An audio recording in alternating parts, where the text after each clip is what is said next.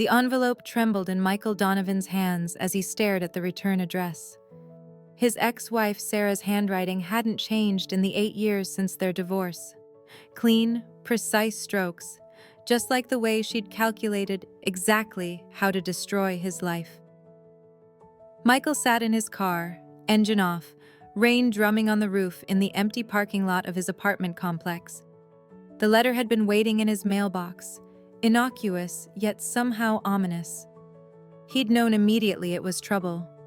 Sarah never contacted him except through her lawyer, especially not after he'd finally finished paying the last of the child support 3 months ago. He tore open the envelope, heart pounding. A single page fell out, along with a small photograph. His eyes scanned the neat handwriting, stopping at phrases that seemed to float off the page. "I need to tell you the truth. Emma isn't yours. I've known since before the divorce. DNA test confirmed it." The world tilted sideways. Michael's vision blurred, his breath coming in short gasps. 8 years. 8 years of working double shifts at the construction company. 8 years of living in a one-bedroom apartment instead of buying the house he'd dreamed of. 8 years of sending checks that represented nearly 40% of his income. 8 years of missing his daughter, who wasn't his daughter. The photograph slipped from his fingers. It showed Emma at what must be her recent 13th birthday, smiling next to a man Michael had never seen before. On the back, Sarah had written, "Her real father. He's been in her life for the past year. I thought you should know." Michael slammed his fist against the steering wheel, the horn blaring into the empty night. The sound matched the scream building in his throat, one he couldn't release. His phone buzzed, his current girlfriend Diane wondering where he was. They were supposed to meet for dinner 20 minutes ago. He couldn't move, couldn't think, couldn't breathe through the betrayal that was suffocating him all over again. Michael had met Sarah during his second year working for Callahan Construction. He was 24, she was 22, and working as a receptionist at the architectural firm that partnered with his company. Her smile had caught him first, bright and seemingly genuine. Within 6 months, they were married.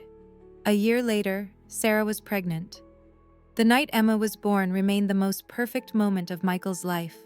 Holding that tiny bundle, with her wrinkled face and wisps of dark hair. His hair, he'd thought. He'd promised to give her the world. He remembered whispering to her while Sarah slept, "I'll never let you down, little one. Never." Their marriage had been good, at least in those early years. Sarah had quit her job to stay home with Emma, and Michael had taken every overtime opportunity to make up for the lost income. He'd come home exhausted most nights, but the sight of Emma toddling toward him, arms outstretched, made every long hour worth it. The cracks started showing when Emma was around 4. Sarah complained that Michael was never home, that when he was too tired to be present. She wanted more, a bigger house, nicer vacations, designer clothes. The arguments escalated, usually after Emma was in bed. Michael would offer solutions. Sarah could go back to work part-time. They could budget better. But nothing satisfied her. Then came the night he'd returned home early, hoping to surprise Sarah with flowers for their anniversary. Instead, he found a note saying she'd taken Emma to her mother's for the weekend. The house felt wrong. Opening their bedroom closet, he discovered half her clothes missing. That night, checking their joint account, he found it drained of the $5,000 he'd been saving for Emma's college fund. 3 days later, divorce papers arrived, along with a temporary custody order giving Sarah primary custody of Emma. The reasons cited: Michael's excessive work schedule and emotional unavailability. He'd fought it, of course. Hired a lawyer he couldn't afford, presented his case that he was a devoted father who worked hard to provide for his family. But Sarah's lawyer painted him as an absent workaholic. The judge had awarded Sarah primary custody, with Michael getting every other weekend and Wednesday evenings, plus alimony and child support that left him barely able to rent his small apartment. Over the years, the visitations dwindled. Sarah would claim Emma was sick, or had a birthday party, or a school event. When he did see his daughter, she seemed increasingly distant, as if being coached to pull away from him. By the time Emma was 10, the visits had stopped completely, with Sarah claiming Emma no longer wanted to see him. And now this, the revelation that it had all been a lie. Every sacrifice, every extra shift, every lonely night in his empty apartment while missing the child he thought was his. Michael called in sick the next day, something he'd done maybe 3 times in his 15 years at Callahan Construction. He couldn't face anyone, couldn't pretend everything was normal when his entire past had just been rewritten. He'd missed dinner with Diane last night, sending a text claiming food poisoning. She'd offered to bring soup, but he couldn't bear to see her kindness right now. Not when he felt like a fool, a victim, a man who'd been played for nearly a decade. By noon, he'd called a lawyer, not the one from his divorce, but a new one specializing in family law. The consultation was scheduled for the following day.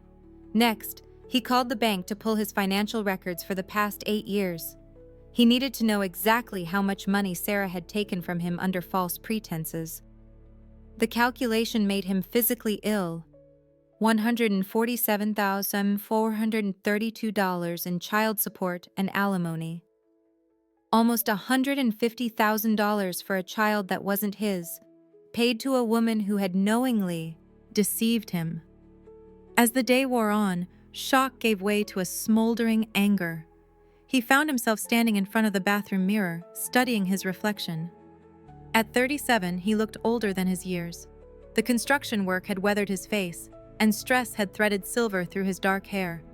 8 years of his prime working years spent paying for another man's child. His phone rang. Diane again. This time he answered. "Michael, are you okay? I've been worried." Her voice was warm, concerned. They'd been dating for almost a year, and things had been getting serious. She was everything Sarah wasn't. Honest, supportive, content with what they had, rather than always wanting more. "I'm not okay," he admitted, his voice rough from disuse. "Something's happened. I found out Emma isn't my daughter." The silence on the other end stretched for several seconds. "Oh, Michael," she finally said, "I'm coming over." He wanted to refuse, to wallow alone, but he didn't have the energy to push away the one good thing in his life. Diane arrived 30 minutes later with takeout and a 6-pack of beer. She didn't push him to talk immediately, just sat beside him on the couch, her presence a silent comfort. Finally, he showed her the letter and explained everything. "You need to fight this," she said firmly. "She defrauded you. She lied to the courts." "What's the point?" Michael asked, staring at the beer in his hand. "The money's gone. Emma's been raised by another man. Nothing will change that." "This isn't just about money, Michael. It's about justice. It's about making sure Sarah can't just walk away from what she did to you." Something in her words sparked a resolve in him. Maybe it was time to stop being the nice guy who took the hits and kept going. Maybe it was time to fight back. The lawyer's office was sleek and modern, nothing like the budget attorney he'd used during his divorce. Jeffrey Winters listened carefully as Michael explained his situation, occasionally making notes on a yellow legal pad. "Unfortunately, Mr. Donovan, these cases are complicated," Winters said when Michael finished. "The law generally prioritizes the best interest of the child, even in cases of paternity fraud." "But Emma isn't my child," Michael insisted. "The letter admits it. Sarah knew it before the divorce." "Which is exactly what gives us grounds to proceed," Winters nodded. "In this state, if we can prove your ex-wife knowingly committed fraud during divorce proceedings, we can petition for restitution of all child support payments, plus interest, and possibly punitive damages." Hope flickered in Michael's chest. "So I could get my money back?" "Potentially, but I need to be clear. These cases are difficult to win. We'll need more than just her letter. We'll need to establish a timeline, gather evidence of when she knew about the paternity, and ideally, get confirmation through official DNA testing." "I'll do whatever it takes," Michael said firmly. "There's something else you should consider," Winters added, his expression softening. Pursuing this case will mean confronting some difficult questions about your relationship with Emma. Legally, she's been established as your daughter for 13 years. The court may consider your emotional relationship with her, regardless of biology. Michael felt a stab of pain. I haven't seen her in 3 years. Sarah made sure of that. Document that. Everything about how your ex-wife restricted access will be relevant. Winters leaned forward. Mr. Donovan, I'll take your case, but you need to be prepared for a fight. Sarah will likely claim you knew or should have known Emma wasn't biologically yours. She'll paint you as vindictive. This will get ugly before it gets better. Michael thought about the years of sacrifice, the dreams deferred, the relationship with Emma that Sarah had systematically destroyed. I'm ready, he said. The lawsuit hit Sarah like a thunderbolt. Her lawyer contacted Winters within hours of the papers being served, demanding a meeting. Michael refused to attend, letting his attorney handle the initial negotiations. He couldn't trust himself to be in the same room with Sarah without losing his composure. 2 weeks later, on a rainy Tuesday, his phone rang with an unknown number. Against his better judgment, he answered. Michael? It's me. Sarah's voice sent a chill through him. He hadn't heard it in over 2 years, not since their last heated exchange about a missed child support payment when his company had temporarily laid off workers. You should be talking to my lawyer, he said coldly. Please, just listen, she pleaded. This lawsuit is a mistake. You're going to hurt Emma. She doesn't know. Don't, he cut her off. Don't you dare use her to manipulate me again. You kept me from seeing her for years, and now I know why. It wasn't like that, Sarah insisted. I was scared and confused. When I found out I was pregnant, I truly believed you were the father. Your letter says otherwise. You knew before the divorce. A pause. I suspected, but I wasn't certain. Emma looks so much like you. Stop lying, Michael's voice rose. You had a DNA test. When? Another pause. 6 months after she was born. The admission hit him like a physical blow. 6 months? She wasn't even walking yet, and you already knew I wasn't her father? You let me believe... His voice broke. You watched me fall in love with her, knowing the whole time... I'm sorry, Sarah whispered. I didn't know how to tell you. And then, when things started going wrong between us, I was afraid of losing everything. So you took everything from me instead? Michael's grip tightened on the phone. Who is he? The real father? His name is Robert Keller. We had a brief thing before you and I got serious. He didn't know about Emma until recently. And now he's playing daddy at her birthday parties. Michael's bitterness was palpable. Does Emma know the truth? No, Sarah admitted. Not yet. Please, Michael, drop this lawsuit. I'll make payments to you slowly over time. But if you push this, everything will come out. It will devastate her. Michael closed his eyes, thinking of the little girl who used to run to him, arms outstretched, calling him daddy with complete trust and love. You should have thought about that before you lied for 13 years, he said finally. I'll see you in court. The legal process moved slowly, grinding through motions and counter-motions. Sarah's lawyer argued that Michael had assumed the role of father voluntarily, regardless of biology. Michael's team countered with evidence of Sarah's deliberate fraud, the DNA test she'd hidden, the way she'd calculated child support based on his income while concealing the identity of the biological father. Meanwhile, Michael's life continued. His relationship with Diane deepened, providing a stable center in the chaos. At work, he received a promotion to site supervisor, bringing a welcome increase in salary. For the first time in years, he began to think about buying a house, planning a future that wasn't defined by monthly support payments. Then came the complication that changed everything.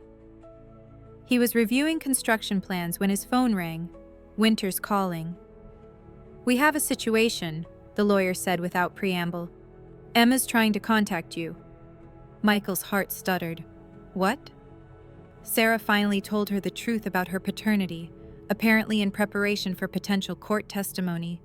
Emma didn't take it well. She's been trying to reach you through social media, and she just called my office asking for your contact information.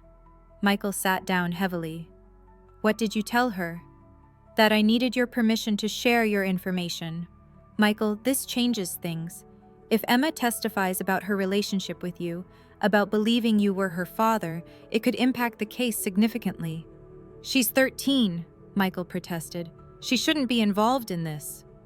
I agree, but Sarah's lawyer will likely call her as a witness if this goes to trial.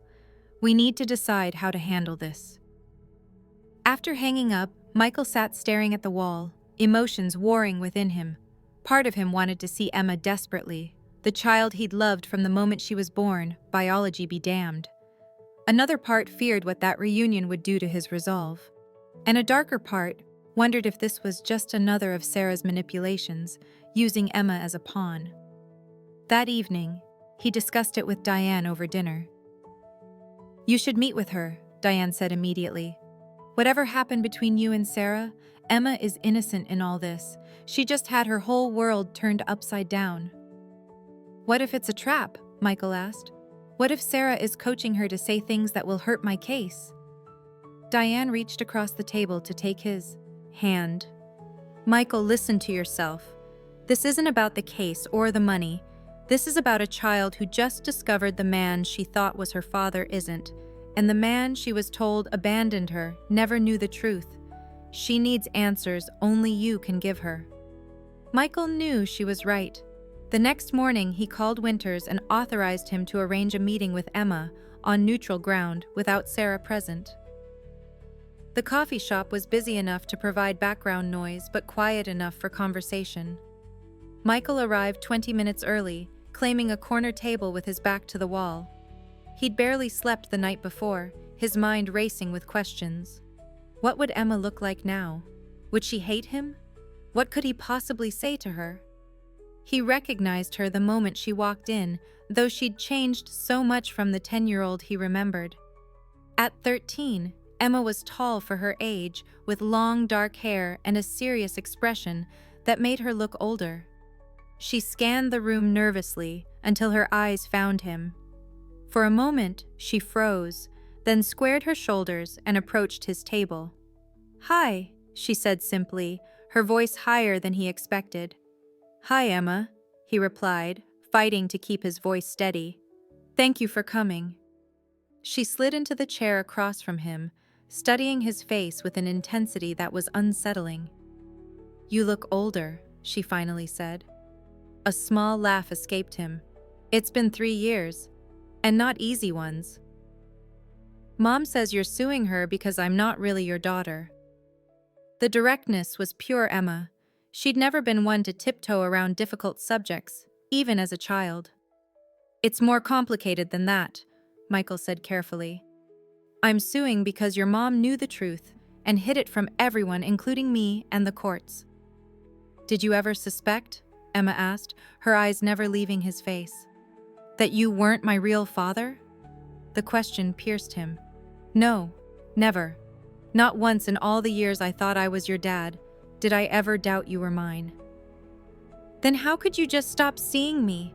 Stop calling? Stop fighting for me? There it was. The hurt and anger he'd been expecting.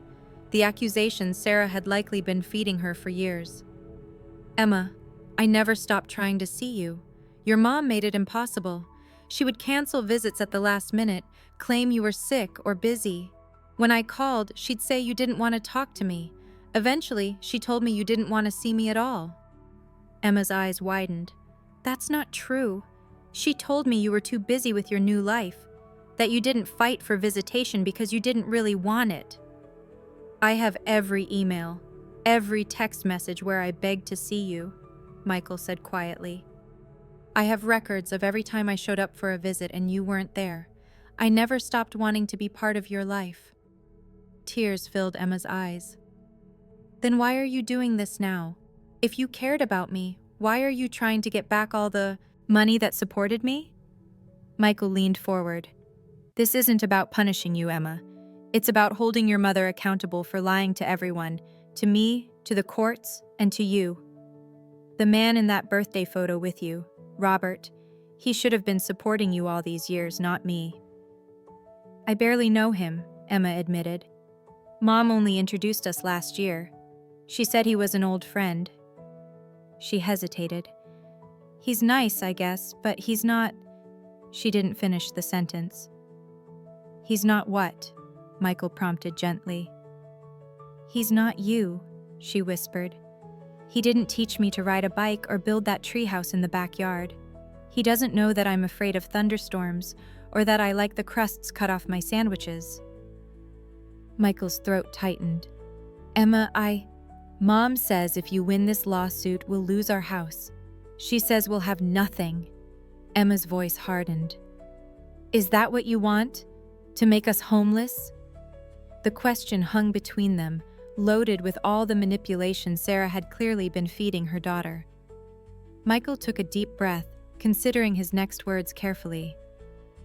What I want, he said slowly, is for the truth to matter.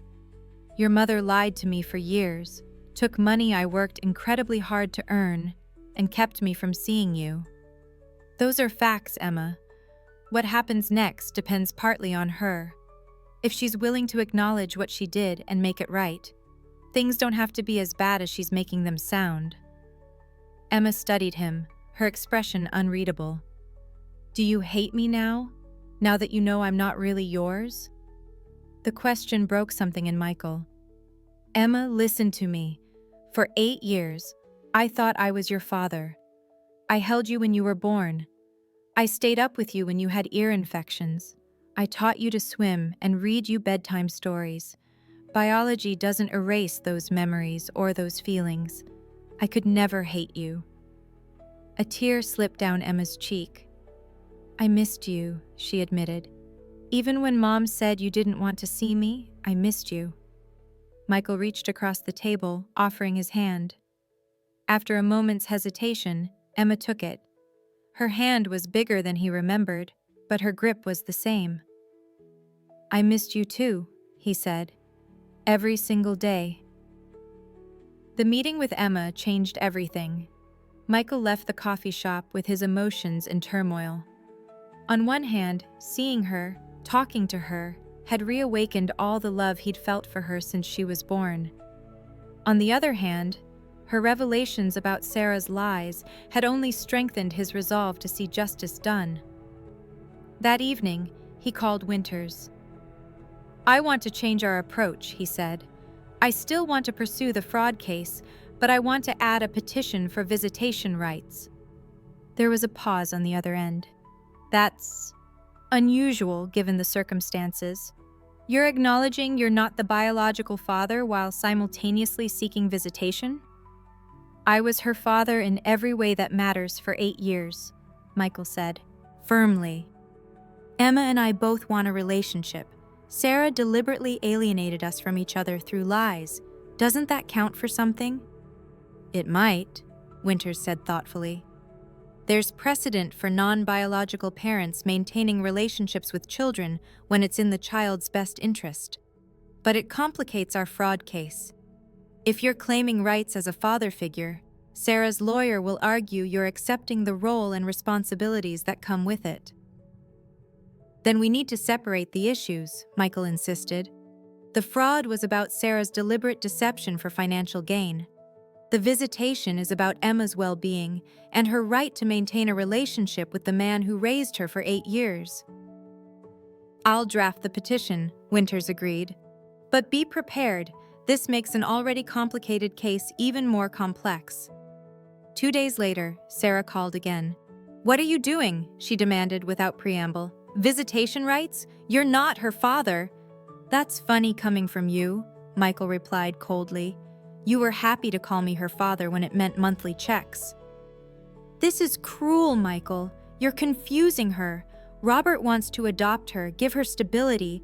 Robert can still do that, Michael cut in. My relationship with Emma doesn't prevent that, but I'm not going to disappear from her life again just because it's convenient for you. The courts won't grant visitation to a non-relative, Sarah said, her voice hardening. You're wasting everyone's time and money. Then why are you so worried? Michael challenged. Emma wants this, Sarah. She told me herself. She's 13. She doesn't know what she wants. She knows she was lied to by you. She knows she missed me, and she knows you're the one who kept us apart. Michael took a deep breath. Here's what's going to happen. We're going to court. The truth will come out. All of it. Or we can settle this now. You acknowledge the fraud, we work out a reasonable restitution plan, and you stop interfering with my relationship with Emma. The silence stretched for several seconds. I can't repay all that money, Sarah finally said, her voice smaller. Even if I wanted to, I don't have it. Then we start with the truth and work from there, Michael said. A formal acknowledgement of what you did, a reasonable payment plan, and visitation with Emma. And if I refuse? Then I'll see this through to the end, whatever it costs me. The difference is, now Emma knows the truth. She knows who's been lying to her all these years. Another long silence. I need to talk to my lawyer, Sarah finally said. Do that, Michael agreed. But remember, this isn't just about money anymore. It's about Emma's right to have relationships with people who love her. Don't make her lose someone else. The mediation room was sterile and tense. Michael sat on one side of the table with Winters, while Sarah and her attorney, a sharp-faced woman named Elaine Mercer, sat opposite. A court-appointed mediator presided at the head of the table. Let's begin, the mediator said. Both parties have agreed to attempt resolution before proceeding to trial. Ms. Mercer, your client has indicated a willingness to discuss settlement terms. Mercer nodded. My client acknowledges that there was a misunderstanding regarding the paternity of her daughter. She's prepared to offer a structured settlement of $25,000 payable over 5 years in exchange for Mr. Donovan dropping all claims. A misunderstanding? Winters repeated incredulously. Your client deliberately concealed DNA test results, committed perjury during divorce proceedings, and fraudulently obtained nearly $150,000 in support payments. $25,000 doesn't begin to address the harm done. The negotiations continued for hours, with proposals and counterproposals flying across the table. Michael remained mostly silent, letting Winters handle the legal arguments. He watched Sarah, noting how she avoided his gaze, how her hands fidgeted with her pen, signs of guilt he recognized from their marriage. Finally, after a particularly heated exchange about the admissibility of certain evidence, the mediator called a break. Michael stepped into the hallway for air, leaning against the wall and closing his eyes. Michael. He opened his eyes to find Sarah standing before him, alone. Where's your lawyer? He asked warily. Bathroom. Sarah glanced around to ensure they were alone. Look, I need to say something to you directly, without the lawyers. I'm sorry. Truly sorry. What I did was wrong. Michael studied her face, searching for the manipulation he'd grown to expect. Instead, he saw something unfamiliar. Genuine remorse. Why? He asked simply. Why did you do it? Sarah looked down. When I found out I was pregnant, I really did think you were the father. Robert and I had only been together once, weeks before you and I got serious. But then, when Emma was born, there were little things, features that made me wonder. I got the DNA test in secret, planning to never tell anyone if it confirmed you were her father. But it didn't. No. She met his eyes. By then, we were a family. You loved her so much, Michael, and I convinced myself it was better this way, that knowing would only hurt everyone. That wasn't your decision to make, Michael said, his voice tight.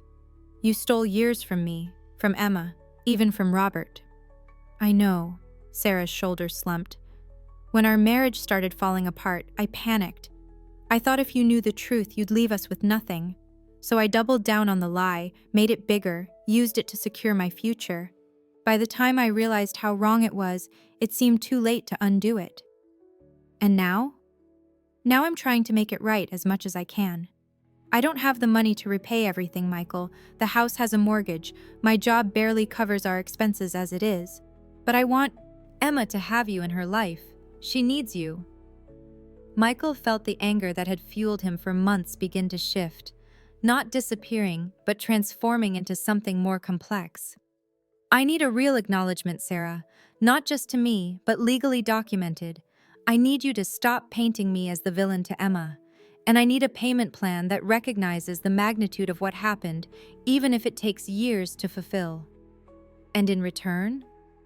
In return, I won't pursue punitive damages. I won't try to take your house, and I'll work with you and Robert to make sure Emma has stability. Sarah nodded slowly. I think we can make that work. When they returned to the mediation room, the atmosphere had changed. Within 2 hours, they had hammered out an agreement. Sarah would provide a formal acknowledgement of fraud, repay $100,000 over 10 years, and support Michael's petition for regular visitation with Emma. In return, Michael would waive claims for interest and punitive damages. As they signed the papers, Sarah looked across the table. Thank you, she said quietly. For not destroying us completely, you could have. This was never about destruction, Michael replied. It was about truth. Emma deserves that much, from all of us. 6 months later, Michael stood in the driveway of his new home, a modest 3-bedroom house with a small yard.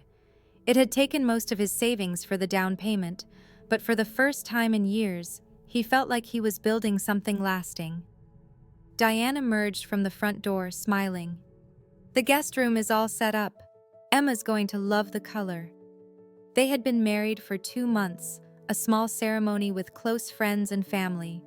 Emma had been there, serving as Diane's junior bridesmaid, her smile bright and genuine as she watched Michael begin his new life.